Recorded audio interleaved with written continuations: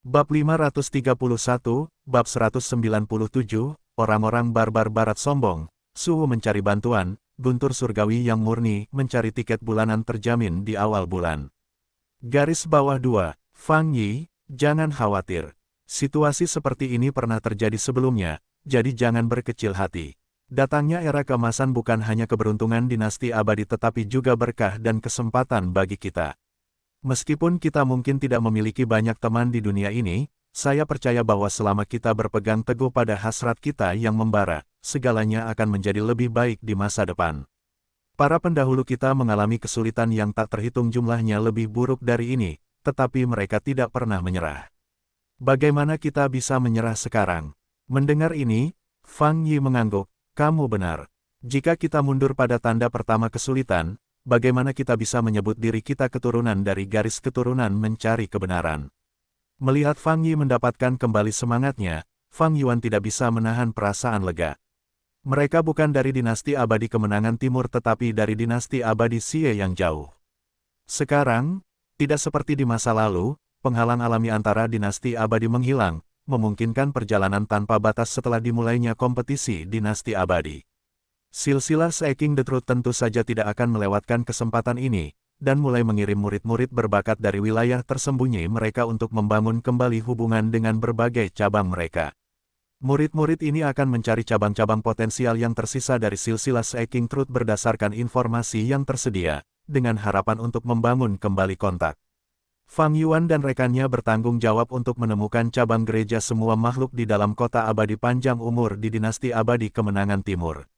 Fang Yuan sangat gembira sebelum mereka tiba karena ada berita tentang gereja semua makhluk 1000 tahun yang lalu.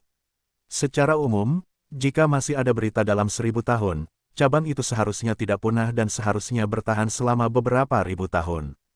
Ini adalah kegigihan silsilah Seeking Truth di dunia. Kalau tidak, bagaimana mereka bisa bertahan sampai hari ini di bawah penindasan terus-menerus dari dinasti abadi utama?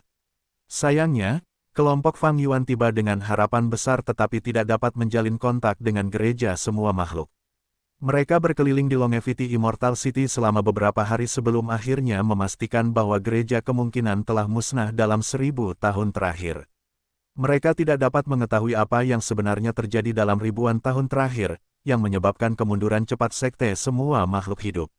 Namun bahkan setelah menerima fakta ini, mereka tidak berniat meninggalkan Longevity Immortal City, karena mereka mengetahui bahwa penguasa Longevity Immortal City hanya berada di alam jiwa baru lahir.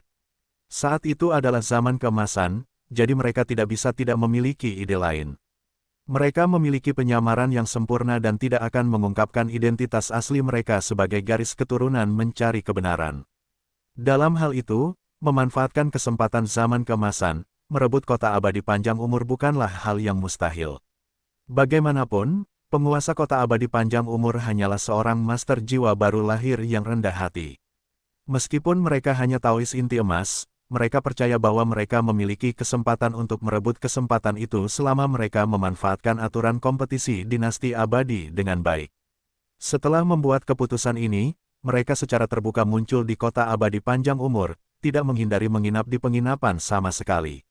Dinasti abadi Xie, Fang Yuan. Dinasti abadi Xie, Fang Yi. Pupil mata pemilik penginapan itu mengerut ketika mendaftarkan informasi mereka, karena sebelumnya, hampir semua orang luar yang tinggal di kota abadi panjang umur berasal dari kota-kota lain di dalam dinasti abadi kemenangan timur. Fang Yuan dan Fang Yi adalah yang pertama dari dinasti abadi yang berbeda.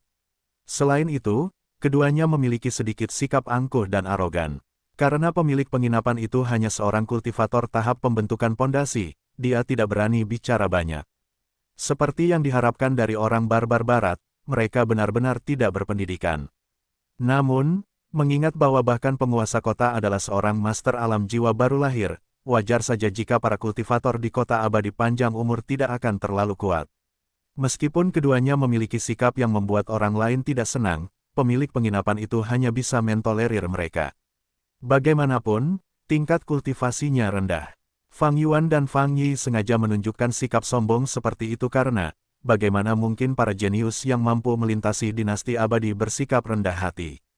Di era keemasan, untuk merebut kekayaan tertinggi, bagaimana seseorang bisa menjadi tak tertandingi tanpa memiliki tekad untuk mengatasi semua rintangan dan ambisi untuk menghadapi semua musuh. Begitu mereka menyiapkan rencana awal mereka tidak ragu untuk memanfaatkan aturan eksplisit kompetisi dinasti abadi. Mereka mendirikan arena tepat di kota timur. Setiap kultivator alam inti emas di kota abadi bebas untuk menantang mereka.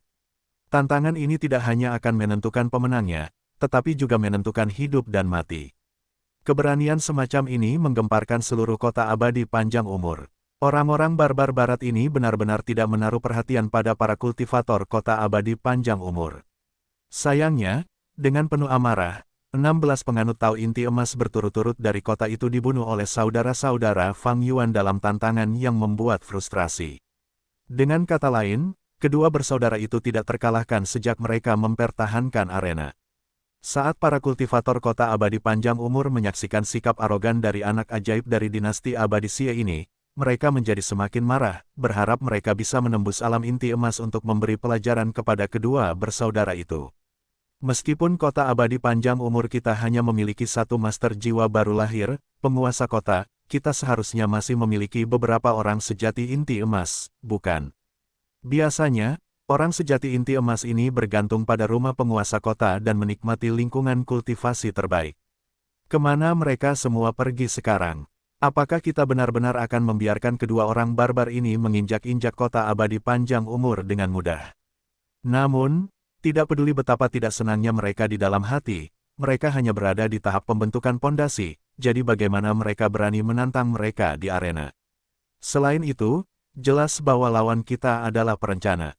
Tujuan dari kompetisi dinasti abadi adalah untuk menentukan anak ajaib terakhir dan memutuskan nasib dunia. Jadi, berdasarkan aturan tantangan langsung, yang terjadi hanyalah pertarungan satu lawan satu dengan lawan yang tingkatannya setara. Tentu saja, jika mereka berjuang untuk mendapatkan kesempatan di pinggiran liar, tidak akan ada lingkungan yang adil karena aturannya berubah tergantung pada latarnya, dan jika seseorang mati, itu berarti keberuntungan mereka tidak cukup.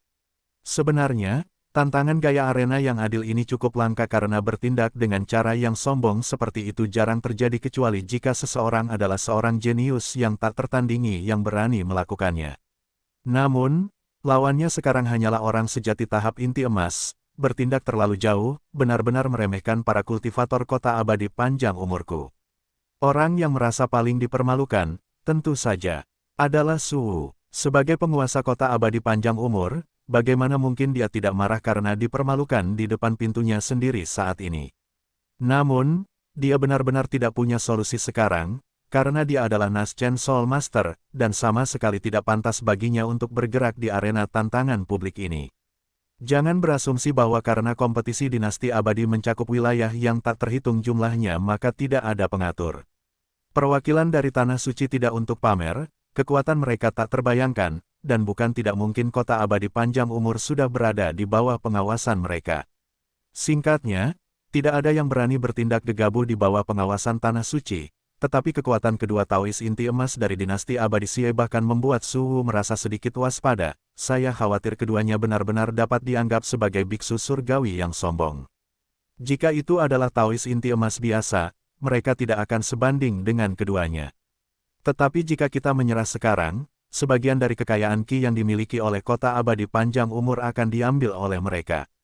Kompetisi dinasti abadi baru saja dimulai, Su Wu tidak akan membiarkan hal seperti itu terjadi. Tetapi tidak peduli apa yang dipikirkan Su Wu, dia juga tidak punya solusi. Akhirnya, dalam keputusasaan, ia menggunakan wewenangnya sebagai penguasa kota untuk memasuki batu biji sesawi Sumeru di halaman belakang. Seorang Dao Monarch Void pemurnian tinggal di dalamnya. Ada ikatan rasa terima kasih dupa sebelumnya, meskipun agak disayangkan untuk menguangkan bantuan sekarang, itu masih lebih baik daripada takdir kota abadinya diambil. Di dalam batu gunung, Feng Yuan masih terperangkap dalam segel, keenam inderanya tertutup. Cunyangzi duduk bersila di samping, Qi-nya di dalam pembuluh darah spiritualnya sedikit misterius. Begitu Su Wu masuk, ia segera melakukan penghormatan penuh hormat. Junior Su Wu memberi hormat kepada senior. Mendengar ini, Cunyangzi membuka matanya, tetapi tidak mengatakan apapun. Su Wu tidak membuang waktu, dan segera menceritakan cobaannya secara terperinci. Orang barbar barat, ini tentu saja sesuai dengan gaya mereka, selalu menghancurkan segalanya. Mereka benar-benar tidak beradab. Cunyangzi sepertinya mengingat beberapa pengalaman yang tidak menyenangkan, matanya penuh dengan rasa jijik. Namun, menghadapi situasi ini, dia juga tidak memiliki ide bagus saat ini. Karena lawannya benar-benar mengeksploitasi aturan.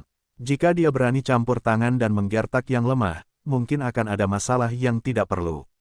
Seseorang seharusnya tidak berasumsi bahwa karena dia adalah Raja Dao Void pemurnian, dia dapat melakukan apapun yang dia inginkan terhadap kultivator tingkat rendah. Sekarang waktunya berbeda, ini adalah era kemasan.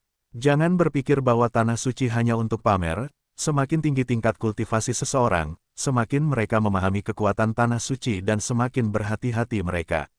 Mendengar bahwa Cunyangzi juga tidak memiliki solusi yang baik, Suhu tidak bisa menahan perasaan sedikit tidak berdaya.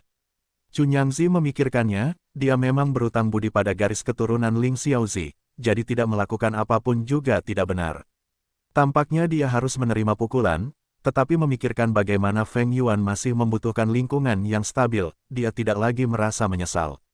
Pada saat ini, dia mengeluarkan sebuah kotak giok. Suhu tampak terkejut pada awalnya, tetapi kemudian dia sangat gembira. Bagaimana mungkin dia tidak mengenali benda ini?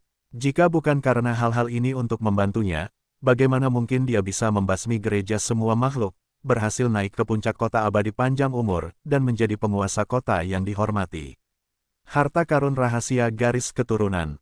Cunyangzi, guntur surgawi yang murni kota abadi umur panjang.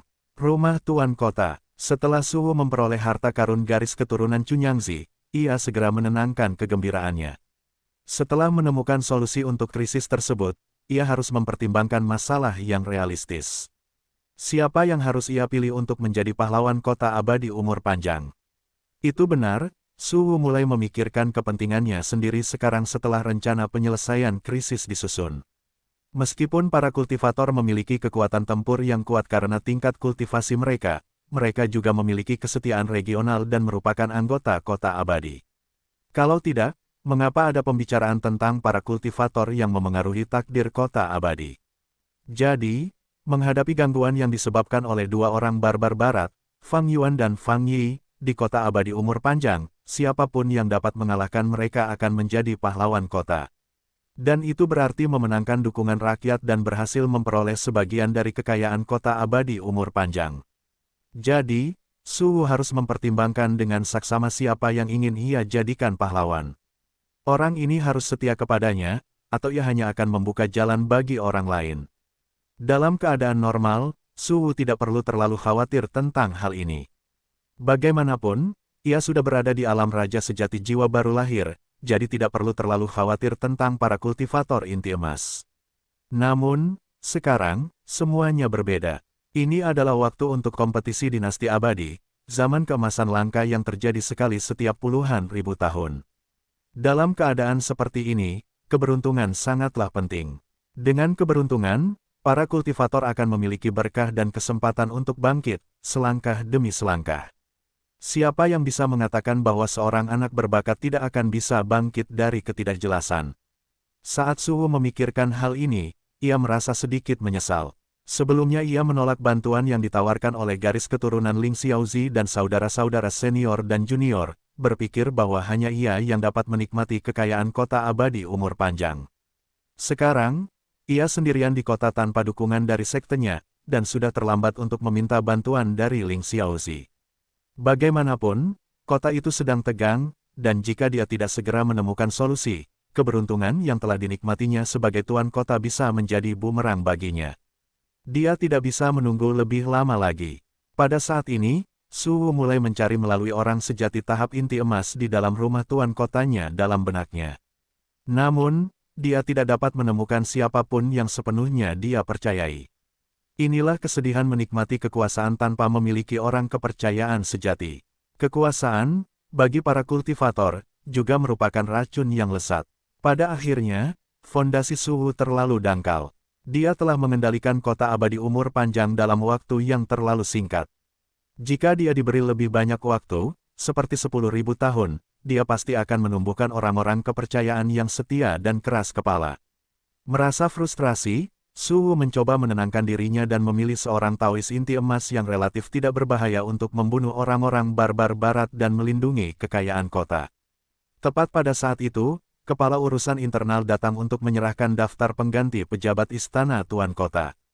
Awalnya, Suwu tidak memperhatikan, tetapi kemudian dia tiba-tiba mendapat inspirasi. Jika dia memilih orang yang cocok dari orang sejati inti emas yang mendekati masa pensiun karena masa hidup mereka, bukankah itu seperti membunuh dua burung dengan satu batu? Semakin pendek masa hidup, semakin baik. Memikirkan hal ini, Suwu tidak bisa menahan tawa. Bagaimana dia bisa melupakan orang-orang pensiunan yang akan segera meninggal dari istana? Tuan kota, mengapa tidak membiarkan mereka berkontribusi sekali lagi ke kota? Bagaimanapun, istana tuan kota telah memberi mereka begitu banyak sumber daya sebelumnya. Memberikan kontribusi terakhir kepada kota di akhir hidup mereka adalah siklus sebab akibat yang adil dan tidak berbahaya. Mari kita selesaikan ini. Dengan pemikiran ini, Suwu segera memerintahkan kantor urusan internal untuk mengirimkan semua catatan personel mereka yang telah pensiun dari City Lord Mansion dalam 1000 tahun terakhir. Tidak berani menunda, kantor urusan internal dengan cepat mengirimkan slip giok yang berisi perubahan personel dari 1000 tahun terakhir. Suwu memeriksanya, dan ekspresinya berubah. Itu bukan karena dia belum menemukan orang yang cocok, tetapi karena dia menemukan bahwa keluarga yang biasa-biasa saja memiliki begitu banyak orang sejati inti emas dengan garis keturunan yang tidak terputus. Keluarga Zhou, setelah melihat perubahan personel, Suwu mendapat kilasan inspirasi dan meminta lebih banyak catatan. Dia menatapnya sampai bulan terbenam, wajahnya dipenuhi dengan ketidakpercayaan.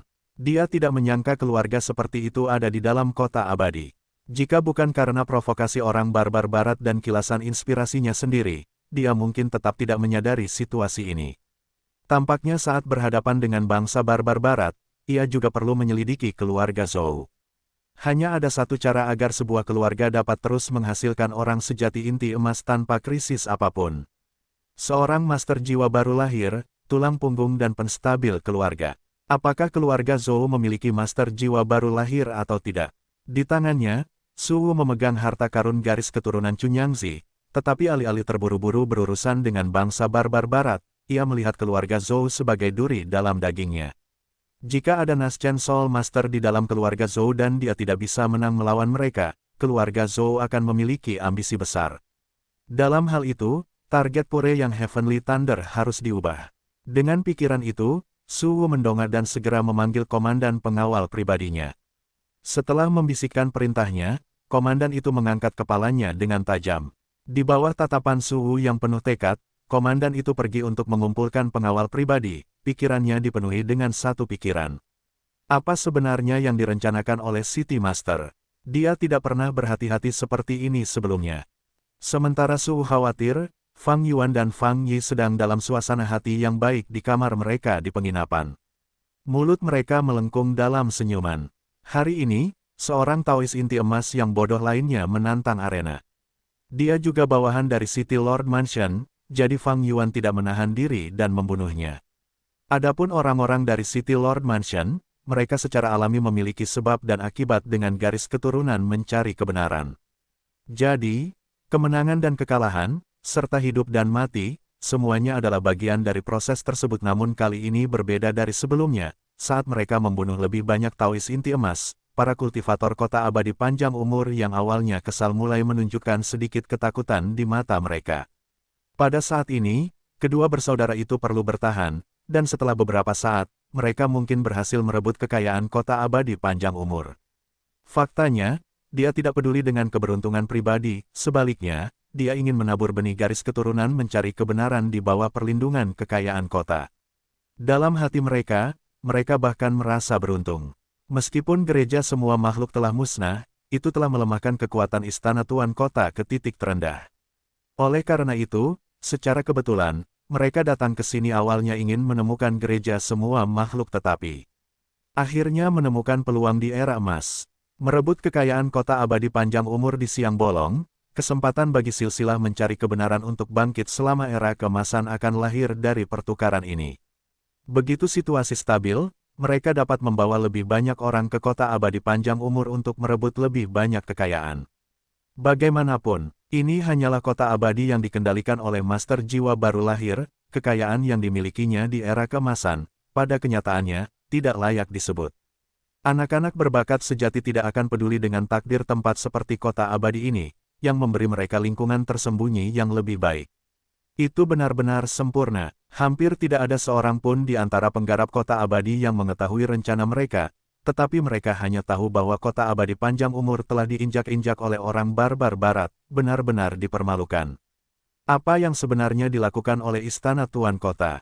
Tanpa disadari, para penggarap di kota menjadi kesal dengan kelalaian istana Tuan Kota, sebuah tanda menurunnya kekayaan mereka. Fang Yuan dan saudaranya sangat gembira melihat situasi ini, tetapi mereka tidak tahu bahwa krisis mereka sudah dekat, karena Su Wu telah menemukan cara untuk menghadapinya saat ini. Bagaimana mungkin mereka bisa membayangkan bahwa Cunyangzi terlibat di dalamnya? Terlepas dari sejauh mana masalah ini di kota, Liang Seng sama sekali tidak peduli, karena dia sekarang hanya seorang kultivator inti emas kecil dan tidak dapat terpengaruh sedikitpun. Pada saat ini, dia seperti dewa yang tinggi dan perkasa, melihat ke bawah pada makhluk hidup, acuh tak acuh terhadap suka dan duka mereka, hanya menonton perubahan dunia. Tetapi pada saat ini, Liang Seng tidak bisa menahan diri untuk tidak mengeluarkan seruan lembut, karena dia tidak bisa merahasiakan pergerakan mansion Tuan Kota. Dia tidak bisa menahan diri untuk tidak melihat ke arah mansion keluarga Zhou. Apakah Su Wu mencari kematian? Sebenarnya, Liang Seng tidak menyangka akan terjadi perubahan seperti itu, tetapi ini juga menjadi alasan mengapa dia tidak ingin terlalu terlibat dalam sebab dan akibat karena kita tidak pernah tahu kapan hal seperti itu akan terjadi, sama sekali di luar dugaan. Sebelumnya, ketika Su Wu mengambil alih kota abadi panjang umur, Liang Seng sudah membuat pengaturan. Jadi, di permukaan, Su Wu mengendalikan kota abadi, tetapi sebenarnya, dialah penguasa sebenarnya di balik layar. Ketika Su Wu pergi meminta bantuan Cunyangzi, itu juga di bawah pengawasan Liang Seng. Awalnya, Liang Seng mengira itu hanya rencana biasa untuk menyelesaikan masalah kedua saudara Fang Yuan. Dia tidak menyangka itu akan melibatkan keluarga Zhou pada akhirnya. Orang hanya bisa mengatakan bahwa keterikatan sebab dan akibat memang mengerikan. Namun, karena masalah ini melibatkan Jin Kuan-Siu, Liang Seng tidak punya pilihan selain mengalihkan perhatian, berharap tidak akan terjadi kecelakaan. Secara umum, Jin Kuan-Siu menghadapi Su Wu tidak akan menjadi masalah, karena Su Wu hanya berada di alam tahap awal jiwa baru lahir. Dia berharap semuanya berjalan lancar, tanpa kecelakaan lagi. Kalau tidak, mengenai Jin Kuan-Siu, dia khawatir dia tidak punya pilihan selain mengambil tindakan. Zhou Mansion, kepala keluarga Zhou, Zhou Ning, gelisah saat ini. Hari ini, dengan bantuan garis keturunan yang menarik keberuntungan dan menghindari kejahatan, dia tiba-tiba merasakan malapetaka yang akan datang tetapi untungnya, tanpa ancaman kehidupan. Pada saat pertama, Zhou Ning bersiap untuk menemukan Jin Kuan-Siu, tetapi sebelum dia bisa meninggalkan kamarnya, manajer keluarga bergegas datang dengan tergesa-gesa. Tuan Kota telah tiba. Apa? Setelah mendengar ini, hati Zhou Ning hancur. Selama bertahun-tahun, meskipun keluarga Zhou selalu bergantung pada City Lord Mansion untuk bertahan hidup, mereka telah bertindak rendah hati dan tidak pernah menarik perhatian City Lord Zhou. Mengapa City Lord tiba-tiba berkunjung hari ini? Memikirkan kegelisahan yang dia rasakan hari ini, wajah Zhou Ning menjadi semakin buruk. Tetapi dia tidak peduli tentang itu saat ini. Dia segera keluar dan memberi perintah sambil berjalan, kamu segera suruh para pelayan bersiap dan beritahu tuan-tuan lainnya untuk berkumpul di halaman depan sehingga kita bisa menyambut Tuan Kota bersama-sama. Pada saat ini, Zhou Ning merasa cemas, tetapi pengaturannya tetap teratur. Perintahnya kepada para pelayan untuk memberitahu anggota pengarah keluarga Zhou lainnya sebenarnya adalah sinyal rahasia. Tidak peduli kapan atau di mana, keluarga Zhou selalu memiliki rencana cadangan untuk melestarikan keluarga, dan itulah alasan kelangsungan hidup keluarga Zhou. Namun, tepat saat suara Zhou Ning jatuh dan sebelum dia bisa melangkah keluar dari kamarnya, dia mendengar suara yang hangat. Tuan Zhou tidak perlu bersikap begitu sopan. Tuan Kota ini tidak memiliki aura yang begitu besar. Saya hanya ingin bertemu dengan keluarga bawahan saya yang setia di kota ini. Saya lalai sebelumnya, karena saya tidak menyangka akan ada keluarga yang begitu mendukung saya di kota ini. Sepertinya saya kurang memperhatikan bawahan saya. Saat suara itu berakhir, Tuan Kota Suwu muncul di halaman dengan pengawal di belakangnya. Ekspresi Zhou Ning terhenti sejenak, tetapi dia segera pulih. Bawahan Zhou Ning, beri hormat kepada Tuan Kota. Kemudian Zhou Ning berbalik dan berbisik dengan marah kepada manajernya, bagaimana mungkin Anda tidak menyambut Tuan Kota? Anda harus menyiapkan jamuan makan. Apa yang Anda lakukan berdiri di sini? Pergi dan siapkan anggur dan hidangan. Setelah mendengar teriakan marah Zhou Ning, manajer itu bergegas pergi, dan kali ini Suwu tidak menghentikannya. Bagaimanapun, ini adalah masalah gengsi Tuan Kota, dan pertimbangan Zhou Ning wajar saja. Namun, kunjungan Suwu dimaksudkan untuk menyelidiki fondasi sejati keluarga Zhou. Kalau mereka memang memiliki kekuatan besar jiwa baru lahir, situasinya mungkin akan sedikit merepotkan saat ini. Zhou Ning sudah dengan sopan mencondongkan tubuh ke depan dan memimpin jalan dengan wajah antusias. Suwu diam-diam waspada, tetapi ekspresinya sama sekali tidak terlihat, dengan santai mengikuti di belakang. Pada saat mereka mencapai aula resepsi, kepala cabang lain dari keluarga Zhou juga telah muncul. Mereka diam-diam menatap Zhou Ning, dan Zhou Ning tanpa sadar sedikit rileks. Bagus bahwa Penatua Jin telah diberitahu, jadi sekarang terserah pada niat Tuan Kota. Untungnya garis keturunannya yang menarik keberuntungan menunjukkan beberapa tanda yang tidak menyenangkan, tetapi tidak ada terlalu banyak rasa krisis, jadi dia masih bisa tetap tenang. Tuan Zhou, saya sebenarnya di sini untuk arena barbar barat, dan saya tidak akan bertele-tele, saya harap Tuan Zhou dapat membantu saya. Wajah Zhou Ning berubah mendengar kata-kata ini. Orang-orang barbar barat adalah topik hangat terbesar di kota abadi. Bagaimana mungkin dia, sebagai patriark keluarga Zhou, tidak mengetahuinya? Namun, mengapa Suwu menargetkan keluarga Zhou? Karena dia tidak tahu alasannya, Zhou Ning tidak dapat menilai situasi dan hanya dapat berbicara dengan hati-hati. Tuan, Anda bercanda. Meskipun kedua orang barbar barat itu vulgar dan tidak terhormat, sungguh memalukan untuk mengatakan bahwa keluarga Zhou saya yang sederhana tidak sebanding dengan mereka. Tuan Zhou, Anda terlalu rendah hati. Setelah itu, pengawal Suwu melangkah maju dan menyerahkan selembar batu giok kepada Zhou Ning. Zhou Ning tidak tahu mengapa, tetapi ketika dia melihatnya, wajahnya berubah drastis. Itu sebenarnya berisi catatan tentang para Taois inti emas dari keluarga Zhou yang telah memegang jabatan di Istana Tuan Kota selama beberapa generasi. Zhou Ning tidak pernah menyangka bahwa masalah akan muncul di sini, itu adalah kelalaian yang langka. Keluarga Zhou telah bergantung pada Istana Tuan Kota selama bertahun-tahun, dan untuk menjaga kepentingan keluarga, tentu saja, sebagian dari kekuatan mereka harus ditunjukkan. Oleh karena itu, murid-murid muda keluarga Zhou akan bergantian sesekali, dan meskipun secara individu, itu tidak terlalu penting, ketika disatukan, itu menjadi agak menakutkan. Melihat Zhou Ning tampak bingung, Suwu tetap santai dan menyeruput tehnya, tidak mengucapkan sepatah kata pun. Tetapi ini hanya meningkatkan tekanan Zhou Ning. Apa yang harus dia lakukan?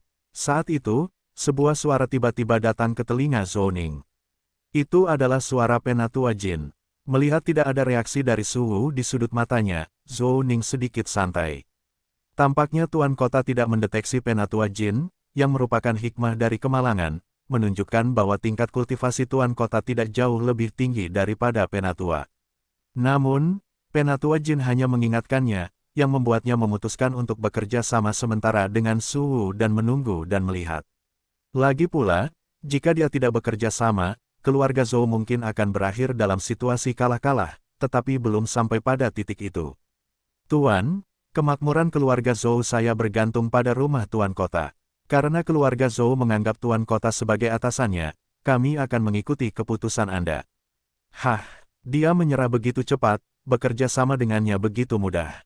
Mungkinkah keluarga Zhou hanya berkembang pesat dan tidak ada master jiwa baru lahir yang mendukung mereka?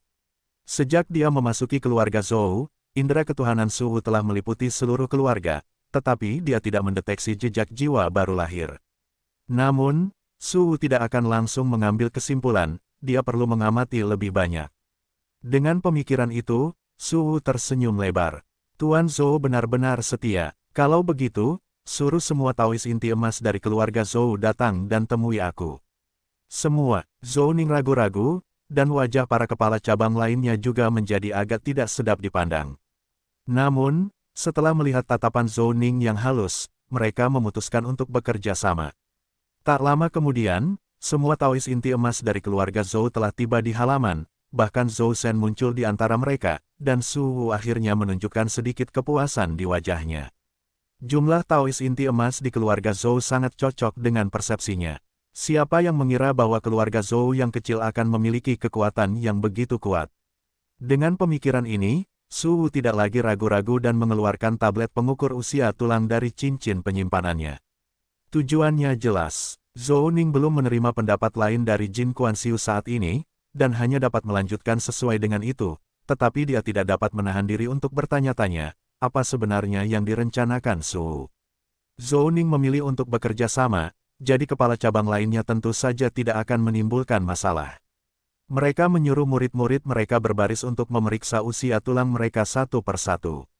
Dengan tatapan halus, Zhou Ning melirik ke sudut dan memutuskan untuk mempercayai Jin Kuan-Xiu meskipun dia khawatir. Karena penatua Jin memintanya untuk keluar, seharusnya tidak ada masalah besar. Dengan kerja sama aktif keluarga Zhou, para pengikut Taois inti emas keluarga Zhou mulai menguji usia tulang mereka satu demi satu. Segalanya berjalan sangat lancar, jauh melampaui dugaan Su Wu sebelumnya. Tepat saat itu, teriakan terkejut tiba-tiba datang dari kerumunan. Zhou Shen, tahap awal alam inti emas, usia tulang. 231. Pada saat itu, semua orang mengalihkan pandangan mereka ke arah seorang Taois inti emas muda dari keluarga Zhou yang sekarang berdiri di depan tablet usia tulang. Seorang Taois inti emas berusia 231 tahun. Benar-benar anak ajaib, kota abadi umur panjang, rumah besar Zhou. Di permukaan, Zhou Shen tampak tenang, tetapi di dalam hatinya, dia merasa sangat tidak berdaya. Lagi pula, dengan temperamennya, bagaimana dia bisa menikmati menjadi pusat perhatian. Pada saat ini, mata Su Wu juga berkedip-kedip, tetapi dia juga tidak mengatakan apa-apa. Pengawal yang memeriksa usia tulang tiba-tiba merasa merinding, tidak berani menunda lebih lama lagi, dan buru-buru menguji usia tulang ahli inti emas keluarga Zhou berikutnya. Pada saat ini, semua orang di halaman diam-diam menjaga keheningan, hanya menyisakan pemeriksaan mekanis usia tulang. Setelah semua orang diuji, hasilnya diserahkan kepada Su Wu. Di permukaan, Su Wu diam, tetapi di dalam hatinya, dia tidak bisa menahan diri untuk tidak mendesah. Kekuatan keluarga Zhou begitu kuat sehingga bahkan mengejutkannya. Ada lebih dari 30 ahli inti emas di keluarga Zhou, dengan 8 di antaranya mendekati akhir masa hidup mereka, tidak dapat membuat kemajuan lebih lanjut. Namun, masih ada lebih dari 20 ahli inti emas selain mereka. Meskipun jumlah ahli inti emas mereka jauh lebih sedikit daripada jumlah ahli inti emas di City Lord Mansion, itu hanyalah sebuah keluarga. Kekuatannya yang mengerikan layak disebut keluarga nomor 1 di bawah City Lord Mansion. Su Wu telah membuat rencana, tetapi kemunculan Zhou Shen telah benar-benar mengganggu rencananya. Namun, dia hampir tidak memikirkannya sebelum membuat tindakan balasan. Karena keadaan telah mencapai titik ini, untuk menghindari masalah di kemudian hari, dia akan terlebih dahulu membiarkan beberapa ahli inti emas keluarga Zhou mati. Kemudian, ketika sebagian besar dari mereka telah mati, dia akan membiarkan ahli inti emas yang hidupnya akan segera berakhir mengambil harta pure yang Heavenly Thunder dan mengamankan kemenangan dalam satu gerakan. Lakukan saja, Su Wu tidak bisa menahan senyum memikirkannya. Adapun apakah keluarga Zhou akan menyetujui ini, itu tidak masalah. Jika mereka menolak, itu akan memberinya alasan untuk mengambil tindakan. Jika mereka tidak menolak, nasib mereka sudah ditentukan. Bagaimanapun, keluarga Zhou akan menolak atau dimusnahkan olehnya setelah itu. Tidak ada pilihan lain, itu hanya tergantung pada apakah keluarga Zhou akan bertindak bijaksana atau tidak. Su Wu tidak berbicara untuk sementara waktu, dan Zhou Ning, di antara yang lainnya, merasa agak tidak nyaman di hati mereka. Namun untungnya, tidak butuh waktu lama sebelum Su Wu memuji mereka dengan hangat sambil tersenyum. Patriark Zhou, terima kasih telah menumbuhkan begitu banyak bakat untuk kota abadi umur panjang kita. Besok, Anda akan membawa semua ahli inti emas dari keluarga Anda ke arena. Saya pribadi akan datang untuk menyemangati Anda. Ah, semua kultivator inti emas. Tidakkah kau mau, Patriark Zhou? Tidak, tidak, kami keluarga Zhou merasa sangat terhormat. Itu bagus. Kupikir pengaturanku membuatmu tidak senang. Kalau begitu, aku akan menunggu kabar baik besok. Setelah mengatakan itu, Suwu langsung pergi bersama pengawalnya. Setelah mengusir mereka, wajah Zhou Ning penuh dengan kesedihan dan frustrasi. Itu karena ketika dia keluar tadi, dia melihat bahwa keluarga Zhou sudah dikelilingi oleh para penjaga istana Tuan Kota. Suwu jelas-jelas mengatakan pikirannya tanpa kepura-puraan. Tidak ada yang bisa dilakukan Zhou Ning tentang hal itu, jadi dia menemui Jin Guanxiu dalam semalam, hanya untuk mendapatkan jawaban yang agak membingungkan pada akhirnya. Lakukan saja, dan tunggu hasilnya. Tidak perlu khawatir. Apa artinya ini? Namun, berdasarkan kepercayaannya pada Jin Guanxiu, Zhou Ning tidak memikirkannya lagi. Terlebih lagi, dia tidak punya pilihan lain, jadi dia mengumpulkan ahli inti emas keluarga dan berangkat ke arena bersama keesokan harinya. Setelah mendengar keputusan Zhou Ning, meskipun ekspresi ahli inti emas keluarga Zhou berubah, tidak ada dari mereka yang tidak setuju, tetapi malah tampak bertekad. Zhou Ning menatap mereka dengan bangga, berpikir bahwa anggota muda keluarga Zhou tidak pernah mundur dalam menghadapi kesulitan. Namun, karena tetua Jin mengatakan itu akan baik-baik saja, seharusnya begitu. Tetapi yang tidak diketahui Zhou Ning adalah bahwa Jin Guanxiu sebenarnya juga bingung. Itu bukan niatnya, sebenarnya, dia sudah bersiap untuk melawan penindasan istana Tuan Kota karena Zhou Shen. Siapa yang mengira bahwa ketika dia menanyakan pendapat anggota sekte seniornya, jawaban yang dia dapatkan adalah menunggu dan melihat, dan tidak perlu khawatir. Meskipun dia tidak mengerti jawabannya, karena seniornya mengatakan demikian, pasti ada alasannya. Namun, dia masih agak khawatir, tetapi begitu seniornya memberinya sesuatu, kekhawatirannya terhadap Zhou Shen menghilang. Ternyata para seniornya tidak akan pernah membiarkan suksesi silsilah dan Ding terputus. Namun, para seniornya memang tidak terduga, mereka bahkan memiliki seni pemurnian yang luar biasa. Mungkin tungku pemurnian pil alat roh yang sebelumnya diberikan kepada muridnya Zhou Shen ditempa secara pribadi oleh para seniornya. Tampaknya Shener memang diberkati. Pada saat yang sama, Jin Guanxiu mendesah, Zhou Shen agak bingung. Meskipun dia telah mengalami perubahan seperti itu hari ini, dia tidak memiliki perasaan yang tidak menyenangkan di hatinya, melainkan pertanda keberuntungan yang besar. Situasi yang tidak biasa ini untuk sementara menahan semua pikirannya, menunggu pengaturan keluarga, dan dia berpikir bahwa besok mungkin akan mengungkapkan kebenarannya. Namun, dia tidak perlu menunggu lama sebelum menerima panggilan Jin Guanxiu. Hatinya tak kuasa menahan diri untuk tidak tergerak, dan tiba-tiba dia berpikir, mungkinkah keberuntungannya akan terpenuhi bersama guru. Sebelumnya, ketika Zhou Shen menjadi murid Jin Guanxiu, tidak seorang pun di keluarga Zhou yang mengetahuinya, bahkan Patriark Zhou Ning pun tidak. Hubungan mereka merupakan warisan rahasia yang eksklusif untuk silsilah dan Ding. Ketika Zhou Shen pergi menemui Jin Guanxiu, dia keluar dari kamar Jin Guanxiu dalam keadaan linglung tidak lama kemudian. Begitu dia melangkah keluar, angin dingin bertiup ke arahnya, dan dia langsung sadar sepenuhnya, tanpa sadar menyeringai. Besok, dia akan menjadi orang pertama yang ikut serta di arena. Ini akan menyelamatkan keluarga Zhou dari korban apapun. Orang-orang barbar barat, dia harus melihat apakah mereka benar-benar dapat menunjukkan kekuatan jiwa baru lahir. Pada saat ini, Zhou Shen mendidih dengan semangat juang. Keesokan harinya, langit cerah, matahari bersinar, dan cuacanya sempurna. Di kota, dua arena tempat Fang Yuan berada juga riuh dengan kebisingan. Bahkan dengan terik matahari di atas kepala, antusiasme para kultivator kota abadi tidak dapat ditekan saat ini, karena penguasa kota secara pribadi muncul di luar arena hari ini. Mereka bertanya-tanya prajurit mana yang bisa membunuh orang barbar barat hari ini, yang memungkinkan mereka melampiaskan frustrasi mereka yang terpendam dari penghinaan sebelumnya. Pada saat ini, sebuah tenda besar telah didirikan sementara di depan arena Fang Yuan, dengan 3 sisi tertutup sepenuhnya dan hanya 1 sisi terbuka, menghadap arena dengan pemandangan yang sangat bagus. Di bawah arena, Fang Yuan dan rekannya dengan hormat memberi hormat kepada Suwu, karena dia adalah master jiwa baru lahir dan pantas dihormati saat ini. Kemudian, Fang Yi tinggal sendirian di atas arena, sementara Fang Yuan duduk di sebelah kanan Suwu. Suwu tampak sangat murah hati. Kedermawanannya sedikit menghibur hati para kultivator kota abadi di sekitarnya, karena bangsa barbar barat jelas tidak dapat memahami keanggunan para kultivator dinasti abadi kemenangan timur. Dengan kehadiran penguasa kota yang mengesankan, kesombongan bangsa barbar barat untuk sementara ditekan. Namun, kehadiran Zhou Ning dan lebih dari 30 Taois inti emas di bawah tenda menyebabkan diskusi panas di antara para kultivator kota abadi. Sebelumnya, mengikuti instruksi Su Wu, istana penguasa kota telah menyebarkan informasi tentang keluarga Zhou. Hari ini, itu akan menjadi pertempuran yang menentukan antara mereka dan bangsa barbar barat. Keluarga Zhou sekarang ditempatkan di garis tembak oleh Su Wu, dan mereka tidak punya pilihan selain bertarung kecuali mereka bersedia menanggung aib melarikan diri dari pertempuran. Namun, dengan melakukan itu, Su Wu akan memiliki keputusan akhir, dan keluarga Zhou tidak dapat menemukan alasan lain untuk menolak.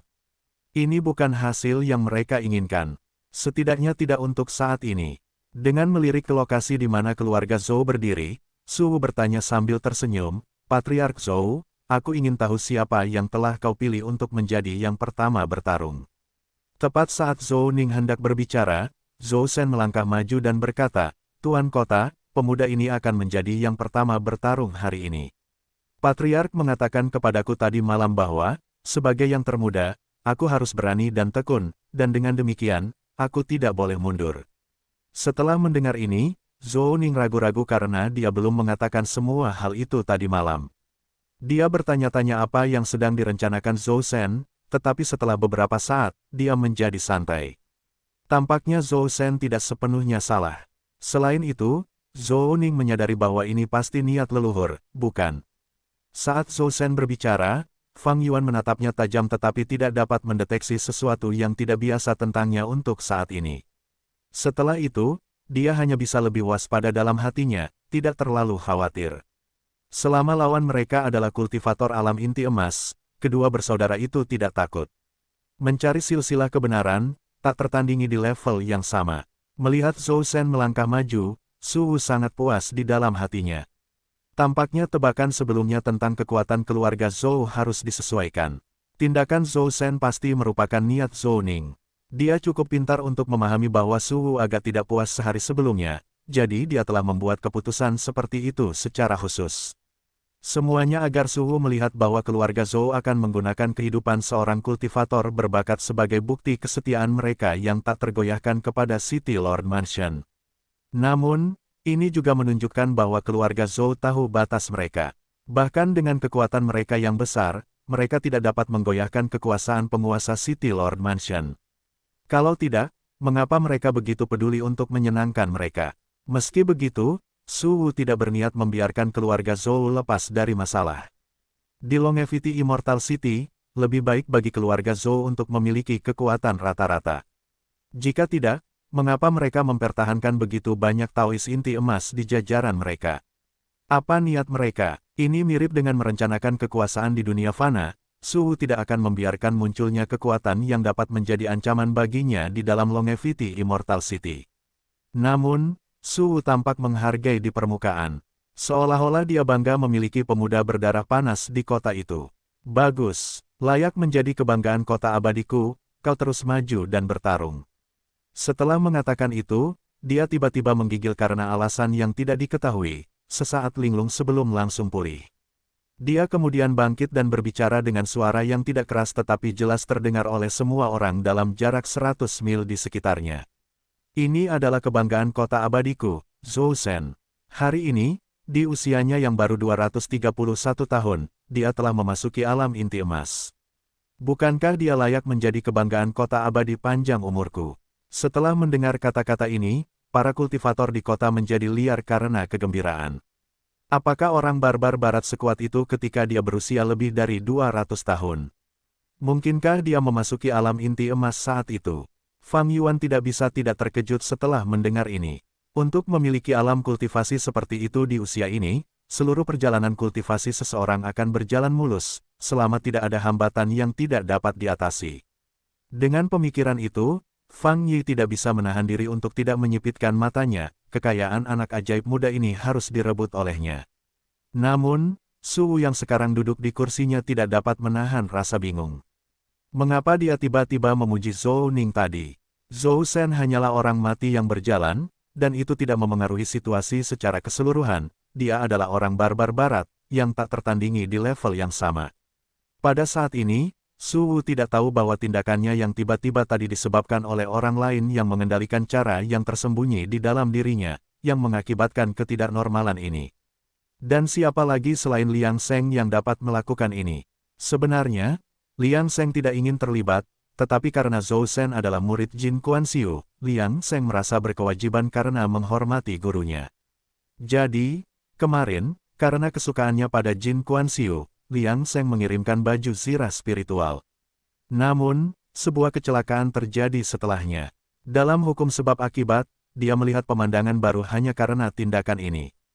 Hasil ini menyebabkan Liang Seng mengalihkan sebagian perhatiannya dan meningkatkan investasinya pada Zhou Shen. Semua yang dia lakukan sebenarnya adalah sebuah eksperimen. Dia ingin melihat perubahan apa yang akan terjadi jika dia memperlakukan Zhou Ning dengan baik dan apakah situasi sebenarnya akan sesuai dengan kejadian dalam hukum sebab akibat. Saudara-saudara Fang Yuan berasal dari silsilah mencari kebenaran, dan memang, kekuatan mereka adalah sesuatu yang mengagumkan. Mereka dianggap tak tertandingi di level yang sama, hanya sedikit lebih lemah daripada mereka yang bisa bertarung di semua level kultivasi. Namun yang lebih penting saat ini adalah Zhou Shen. Mungkinkah hasil akhirnya benar-benar menang-menang, di mana bahkan level kultivasinya sendiri dapat menerima umpan balik positif? Liang Seng diam-diam berharap jauh di dalam hatinya, tetapi hasil yang sebenarnya masih akan bergantung pada kejadian yang akan datang. Sekarang setelah panggung disiapkan, apakah Zhou Shen benar-benar dapat mengejutkannya akan bergantung pada bagaimana keadaannya. Su Wu memperhatikan arena dengan saksama, tidak menyadari fakta bahwa dia sebelumnya telah dimanipulasi. Pada saat ini, Zhou Shen juga telah memasuki arena. Dia seperti pria yang anggun, wataknya tak tertandingi. Fang Yi, yang mengenakan pakaian dinasti abadi Xie, memancarkan aura kasar dan sombong. Namun, di hadapan Zhou Shen, yang memancarkan sikap seorang bangsawan, dia tampak lebih rendah. Para kultivator kota abadi di sekitar dipenuhi dengan antisipasi atas apa yang akan terjadi, tetapi mereka menjaga jarak dari arena, takut mereka akan terpengaruh oleh gempa susulan dari duel tersebut. Melihat kedua pria itu berdiri dan saling menatap di atas panggung, mereka merasa agak cemas. Bisakah kebanggaan kota abadi mereka mengalahkan orang barbar barat? Pikiran tentang adegan berdarah di mana saudara-saudara Fang Yuan telah membunuh orang sejati dan emas kota abadi muncul di benak mereka. Mereka tidak dapat menyangkal, tingkat kultivasi dan kekuatan pertempuran orang barbar barat ini membuat bulu kuduk mereka merinding. Namun, mereka hanya bisa memberikan dukungan penuh kepada Zhou Shen. Berdiri di atas panggung, Zhou Shen tidak dapat menahan diri untuk tidak menarik napas dalam-dalam sebelum bersantai. Sebenarnya, ini adalah pertama kalinya dia secara langsung menghadapi lawan dalam pertempuran di arena. Keluarga Zhou selalu berusaha menghindari konflik. Jika keadaan sudah mendesak, mereka akan selalu bertindak diam-diam. Terkadang, musuh mereka akan mati tanpa mengetahui siapa yang telah menyerang mereka. Tidak jauh dari sana, mata Su Wu tertuju pada panggung, tangannya tersembunyi di balik lengan bajunya, tanpa sadar menyentuh kotak giok yang diberikan oleh Cunyangzi. Biarkan mereka semua mati. Semakin banyak Taois inti emas dari keluarga Zhou yang mati, semakin baik. Ketika para penonton kota abadi kehilangan semua harapan, sudah waktunya bagiku, penguasa kota abadi panjang umur, untuk bergerak. Pada saat itu, aku akan menunjukkan kepada para kultivator kota abadi siapa penguasa dan pelindung sejati kota abadi.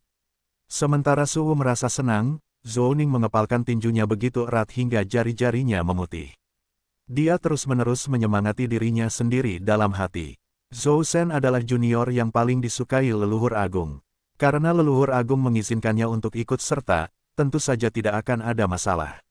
Namun, apapun hasil pertempuran arena ini, mustahil bagi keluarga Zhou untuk menyembunyikan kekuatannya dan terus bersikap rendah hati di kota abadi.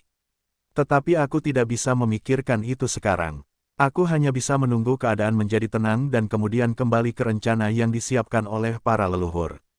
Di masa depan, kekuatan tersembunyi keluarga kita harus menjauhkan diri dari pusat kota abadi, dan keluarga harus bertindak lebih hati-hati.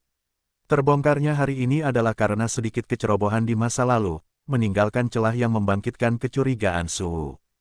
Karena semua orang memiliki pikiran mereka sendiri, kedua orang yang berdiri di arena akhirnya bergerak. Zhou Shen bahkan mengambil inisiatif untuk menyerang, langsung menyulut gairah para kultivator di sekitar. Bertarung, bunuh orang barbar barat ini. Sorak-sorai terus bergema di sekelilingnya, tetapi Zhou Shen menutup telinga. Di matanya, hanya ada lawannya, Fang Yi. Dia benar-benar tenggelam dalam pertarungan. Dia sama sekali tidak khawatir tentang keselamatannya. Itu karena baju zirah pertahanan alat spiritual yang dikenakannya menutupi seluruh tubuhnya, setipis sayap jangkrik, hampir tidak terlihat olehnya, sang guru yang mengenakannya. Ketika Jin Kuan-Siu menyerahkan baju zirah pertahanan alat spiritual kepadanya sehari sebelumnya, dia mengatakan bahwa siapapun di bawah level jiwa baru lahir tidak dapat menembus pertahanannya. Ini adalah kekuatan alat roh. Bahkan ini dibatasi oleh level kultivasinya sendiri yang membatasi kekuatan baju zirah itu. Jika dikenakan oleh gurunya, pertahanannya akan lebih kuat. Mengingat hal ini, mengapa dia harus takut? Meskipun Zhou Shen selalu berhati-hati di dalam hatinya, pria mana yang tidak berdarah panas? Selama keselamatannya terjamin, maka mari kita lakukan ini. Dalam benaknya, dia juga memikirkan peringatan guru Jin Kuan-Siu, lawannya berasal dari silsilah mencari kebenaran dan tak tertandingi di level yang sama. Mengenai apa itu silsilah mencari kebenaran, guru tidak menjelaskannya lebih lanjut, dan dia tidak mau repot-repot memikirkannya sekarang. Pada saat ini, rasa aman yang dibawa oleh baju zirah spiritual membuatnya hanya memiliki satu pikiran. Aku akan melawan mereka yang tak tertandingi di level yang sama. Kota abadi umur panjang, arena. Tidak seorang pun menduga Hao Yi atau Zhou Shen akan melakukan upaya pengintaian awal untuk mengukur kemampuan masing-masing. Sejak awal, mereka mengerahkan seluruh kemampuan, mengejutkan semua orang dan tidak menyisakan ruang untuk mundur. Bahkan jika mereka berada 3 mil jauhnya dari arena, para kultivator kota abadi masih bisa merasakan kekuatan luar biasa dari pukulan mereka. Ini tidak lain adalah duel sampai mati, tanpa ada yang bisa menghalangi. Meskipun para kultivator kota abadi bukanlah Taois inti emas, mereka masih bisa melihat siapa yang lebih unggul di arena. Zhou Shen, kebanggaan kota abadi, sedang ditekan oleh barbar barat. Meskipun ini bisa dipahami, karena Zhou Shen, meskipun memiliki bakat luar biasa dari kota abadi, sudah lama tidak berkultivasi. Jadi, sudah diduga bahwa dia bukan tandingan barbar barat. Namun, meskipun hal itu dapat diabaikan pada waktu normal, kali ini adalah masalah hidup dan mati di arena. Menurut hasil pertandingan sebelumnya di arena, seperti yang dikatakan saudara Fang Yuan, mereka memutuskan tidak hanya pembagian keunggulan tetapi juga hidup dan mati. Jadi, yang kalah hanya memiliki satu nasib, kematian. Mereka bahkan tidak bisa pergi dengan luka. Namun karena pertarungan telah dimulai, para kultivator kota abadi hanya dapat berdoa agar Zhou Shen dapat bertahan sedikit lebih lama. Penguasa kota yang membawa begitu banyak kultivator inti emas untuk menonton pertempuran mungkin berpikir tentang pertarungan tim, yang masuk akal dalam kompetisi era emas dinasti abadi.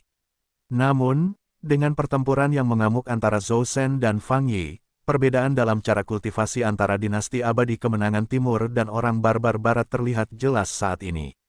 Kota abadi panjang umur dari dinasti abadi kemenangan timur lebih berfokus pada teknik dan mantra, sementara orang barat lebih berfokus pada tubuh fisik, atau bisa dikatakan, kultivasi yang menekankan jiwa dan tubuh merupakan ciri khas dinasti abadi Xie.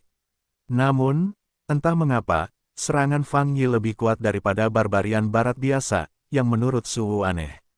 Menggabungkan kultivasi jiwa dan tubuh mungkin membuat kemajuan sedikit lebih lambat, tetapi akan menghasilkan kekuatan pertempuran yang lebih kuat. Namun, itu seharusnya tidak mencapai efek yang dicapai Fang Yuan. Para kultivator kota abadi tidak dapat mengetahui bahwa saudara-saudara Fang Yuan termasuk dalam silsilah mencari kebenaran, yang memiliki metode unik dalam kultivasi jiwa tubuh. Kekuatan itu berasal dari metode rahasia mencari kebenaran, bukan dari metode kultivasi khusus dinasti abadi Xie. Namun, di permukaan, Fang Yuan, yang mempraktikkan cara dinasti abadi Xie, yang mendominasi Zhou Shen dari kota abadi panjang umur. Untungnya, meskipun berada dalam kesulitan yang berbahaya, Zhou Shen masih berdiri. Seiring berjalannya waktu, para penonton di sekitarnya secara bertahap menyadari, tampaknya Zhou Shen telah menahan serangan gencar orang barbar barat. Tampaknya mengancam, tetapi itu hanya bantal dengan sulaman. Tapi itu tidak benar. Kematian orang sejati inti emas kota abadi sebelumnya masih segar dalam ingatan, yang membuktikan kekuatan pertempuran Fang Yi yang mengerikan. Hanya dapat dikatakan bahwa Zhou Shen sesuai dengan reputasinya sebagai anak berbakat dari kota abadi panjang umur kita, kekuatannya sangat mencengangkan. Pada saat ini, para kultivator kota abadi yang menyaksikan pertempuran hanya dapat mencapai kesimpulan ini. Jadi, antusiasme mereka berada pada titik tertinggi sepanjang masa. Karena mereka melihat harapan kemenangan. Berjuang, bertarung dengan sengit. Sebelumnya mereka merasa frustrasi. Sekarang mereka hanya bersemangat. Bagaimanapun, para kultivator kota abadi sedang melampiaskan gairah mereka saat ini. Sementara itu, Fang Yuan, yang mengalami pertempuran secara langsung di arena, tidak percaya. Meskipun musuhnya lebih lemah, serangannya pada tubuh musuh tampaknya tidak berpengaruh sama sekali. Monster macam apa dia? Tapi dia bukan kultivator tubuh, bagaimana dia bisa sampai ke level ini? Dia tidak terlalu memperhatikan cara pertahanan musuh pada awalnya, tetapi seiring berjalannya waktu, efek akumulatif dari serangan itu membuat tubuhnya yang sudah terlatih pun menunjukkan tanda-tanda pertahanannya telah ditembus. Ini tidak bisa terus berlanjut. Pengalaman pertempuran Fang Yuan sangat kaya, dia tahu dia tidak bisa panik sekarang, jadi dia memperlambat laju serangan, menyatukan tubuh dan bahunya, tidak bisa bergerak. Tetapi saat serangan Fang Hao tanpa sengaja melambat, Zhou Shen, yang terutama bertahan, memanfaatkan kesempatan itu dan segera melancarkan serangan balik. Dia tahu betul bahwa dibandingkan dengan lawannya, kekuatan sihirnya lebih lemah. Namun, lawannya menggunakan tubuh fisik dan aura mataharinya untuk menahan semua serangannya. Oleh karena itu, selama dia terus menyerang, perubahan kuantitas mungkin menyebabkan perubahan kualitas, yang memungkinkannya untuk meraih kemenangan. Selain itu, Zhou Shen tidak khawatir kehilangan mana, karena sebelum dia naik ke panggung, dia meminum pil Yuan ilahi. Bahkan jika pertarungan berlangsung selama 3 hari 3 malam, dia akan tetap penuh energi. Dalam keadaan seperti itu, situasinya berangsur-angsur berubah, dengan Zhou Shen yang sebelumnya tidak diuntungkan mulai menekan Fang Yuan. Pada saat ini, para kultivator kota abadi di sekitar arena sedang gempar, wajah mereka dipenuhi dengan kegilaan. Mereka melihat harapan kemenangan. Ya, benar. Pukul dia dengan keras, hancurkan cangkang kura-kuranya. Di dalam tenda perkemahan di City Lord Mansion, Fang Yuan yang awalnya tenang, sekarang memiliki alis yang berkerut dan ekspresi serius. Karena dia tidak pernah membayangkan skenario ini, menjadi bagian dari garis keturunan Seeking Truth berarti tidak tertandingi di antara rekan-rekannya, tetapi kenyataan baru saja memberinya tamparan keras. Dia dengan cepat menangkap beberapa petunjuk, tetapi dalam hatinya, dia tidak percaya bahwa kota panjang umur akan bersedia membayar harga yang sangat mahal. Ini hanyalah pemborosan yang sia-sia. Zhou Shen saat ini berada di atas angin, jelas mengenakan jenis pertahanan ekstrim dari alat spiritual kelas atas, tetapi untuk mendapatkan efek seperti sekarang, harta karun ini hanya dapat mengenali Zhou Shen sebagai tuannya. Ini adalah alat spiritual kelas atas, bahkan ahli transformasi keilahian jiwa baru lahir biasa akan menginginkan harta karun ini. Namun saat ini, Zhou Shen, yang baru saja berada di alam inti emas, kemungkinan hanya mengerahkan kurang dari 1/10.000 kekuatan pertahanan dari alat spiritual ini. Kota abadi umur panjang memang sangat kaya. Namun, bagaimana mereka bisa rela berpisah dengannya? Fang Yuan tidak bisa menahan diri untuk tidak menatap Suhu, matanya penuh dengan kehati-hatian. Penguasa kota umur panjang tampaknya merupakan sosok yang tangguh. Gerakannya yang berani, tidak peduli dengan hilangnya alat spiritual, cukup mengagumkan tetapi Fang Yuan tidak menyadari bahwa meskipun tampaknya semuanya terkendali, Suhu juga terkejut saat itu. Dia telah meremehkan keluarga Zhou. Dia tidak pernah menyangka keluarga Zhou memiliki harta karun seperti itu. Sebelumnya, dia bingung mengapa keluarga Zhou begitu kooperatif dengannya, sekarang dia punya jawabannya. Mungkin keluarga Zhou tidak memiliki master jiwa baru lahir, tetapi mereka memiliki harta karun pelindung klan. Berpikir kembali sebelum pertempuran, dia dengan gugup mengiklankan Zhou Shen. Sekarang rasanya seperti dia sedang membuat gaun pengantin untuk Zhou Shen. Melihat ekspresi di wajah para penggarap kota abadi, dia bahkan tidak perlu pergi ke rumah tuan kota untuk memeriksa kekayaan kota. Dia tahu bahwa selama Zhou Shen menang sekali, dia akan menjadi pahlawan kota abadi panjang umur dan menikmati takdir kota.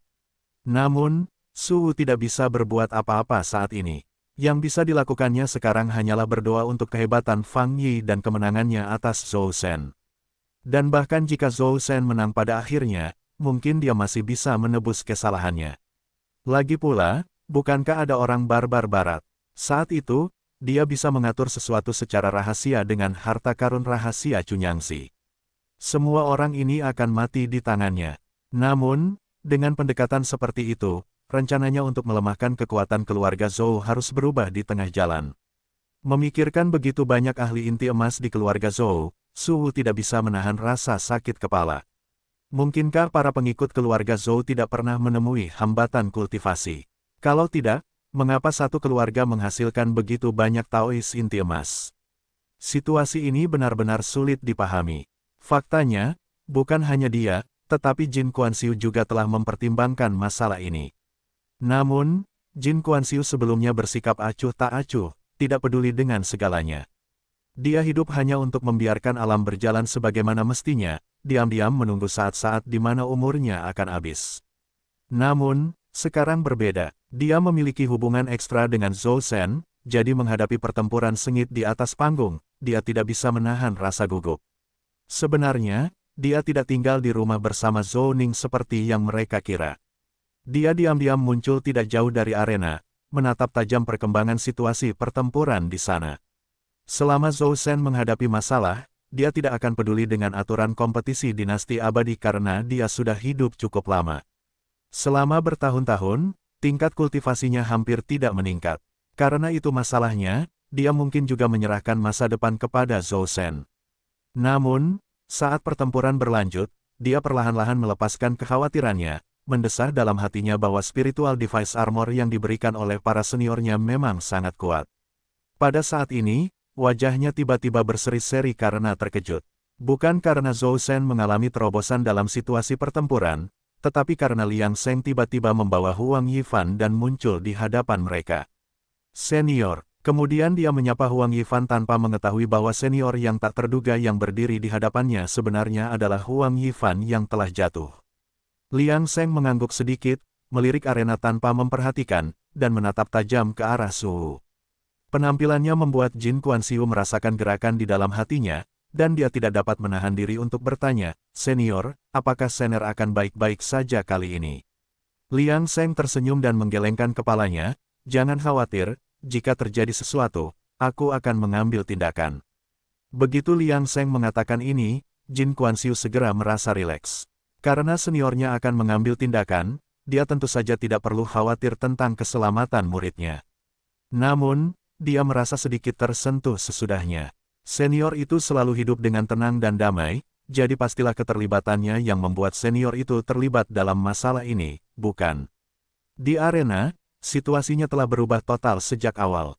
Fang Yi, si barbar barat, ditekan oleh Zhou Shen dan tidak memiliki kekuatan untuk melawan. Sorak-sorai di sekitar mereka mengikuti satu demi satu, membuat Fang Yi merasa semakin frustrasi. Meskipun kekuatan lawan jauh lebih rendah darinya, mereka seperti memiliki cangkang kura-kura, dan dia tidak dapat menerobos. Di masa lalu, para kultivator dari kota abadi panjang umur yang frustrasi karena mereka tidak dapat menembus pertahanan Fang Yi, tetapi sekarang dia merasakan pengalaman pahit ini.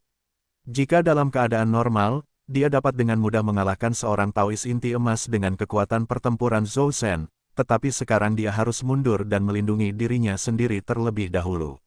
Seiring berjalannya waktu, situasinya menjadi semakin berat sebelah. Fang Yuan penuh dengan kekhawatiran, tetapi keluarga Zhou sangat gembira. Tidak heran dia dianggap sebagai bakat keluarga Zhou, dan hasil ini benar-benar mengejutkan. Zhou Ning bahkan lebih lega karena ada penstabil dalam keluarga. Namun, jika Zhou Shen menang, bagaimana dia akan menghadapi tuan kota Su Wu setelahnya? Dia tidak dapat memikirkan solusi untuk sementara waktu, tetapi hatinya secara naluriah mencari keberuntungan dan menghindari kejahatan, dan tidak ada tanda-tanda bahaya. Jika memang begitu, pastilah tetua Jin telah membuat pengaturan. Mengapa khawatir yang tidak perlu? Jadi dia mengamati situasi pertempuran di arena dengan sangat tenang. Di sisi lain, Su Wu juga mulai khawatir sekarang. Mengapa dia hanya menyanjung pemuda ini? Para penggarap kota abadi mungkin salah paham bahwa dia yang mengendalikan segalanya. Memikirkan hal ini, Su Wu tidak bisa menahan diri untuk tidak menggerakkan sudut mulutnya. Dia bahkan berpikir tentang bagaimana cara berkomunikasi dengan Fang Yuan dan menyelesaikan rencana pengkhianatannya nanti. Meskipun dia tampak biadab, fakta bahwa dia bisa memaksakan diri sampai ke titik ini di kota abadi panjang umur membuktikan bahwa dia tidak sederhana. Semua orang bisa mengatakan bahwa dia sombong, tetapi dia jelas tidak bodoh. Bagaimanapun, orang barbar barat adalah orang luar, jadi dia harus memulai dengan keluarga Zhou. Setelah dia mengetahui cara menghadapi Zhou Shen, dia bahkan berpikir apakah akan mengampuni nyawa Fang Yuan terlebih dahulu, karena mereka dapat menggunakan taktik perang roda. Adapun ahli inti emas keluarga Zhou mana yang akan maju lebih dulu, itu tidak masalah. Yang perlu dia katakan adalah bahwa jika generasi muda keluarga Zhou dapat mencapai ini, bukankah generasi yang lebih tua akan lebih buruk darinya?